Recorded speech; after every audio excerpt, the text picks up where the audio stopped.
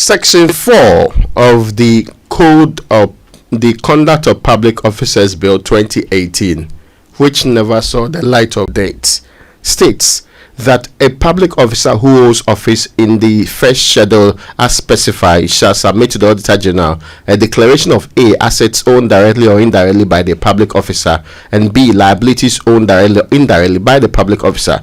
The public officer shall submit the declaration to the Auditor General in accordance with Article 286 of the Constitution. A, before taking office.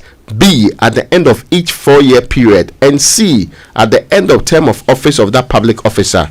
The public officer shall submit the declaration not later than 30 days after the occurrence of any of the events specified in paragraphs B and C. That's at the end of 4 years. So the original declaration is before taking office. Now, at the end of the 4 years, when you are doing the declaration again, it is that time that the 30 days kicks in. I know you are aware this is a law that never saw the light of day, but would they have cured the mischief that's been bandied about consistently? Yes, I am aware that.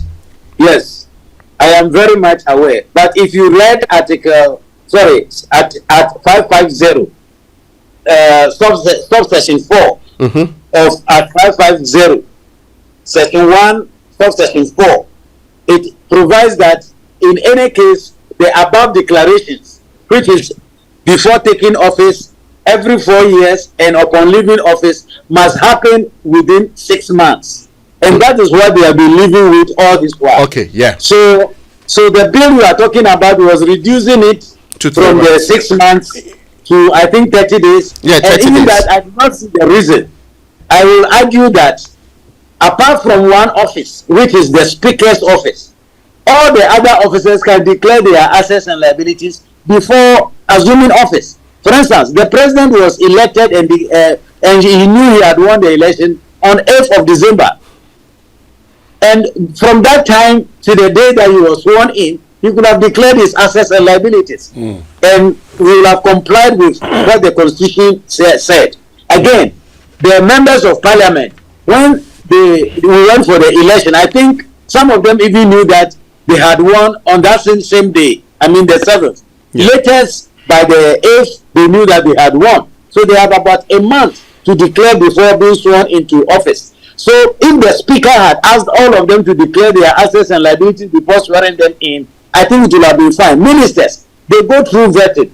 Immediately, they finish the vetting and they are approved. I think the first directive the president should have given to them is that go and declare your assets and liabilities before you assume your office. The other officers, that is public office holders, the public servants, police, army, army that is not included, audit service, judicial service, etc.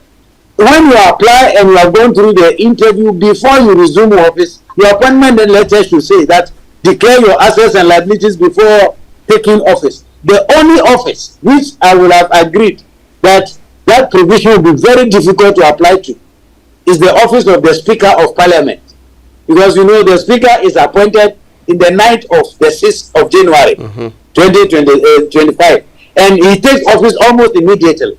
So he even does not need 30 days.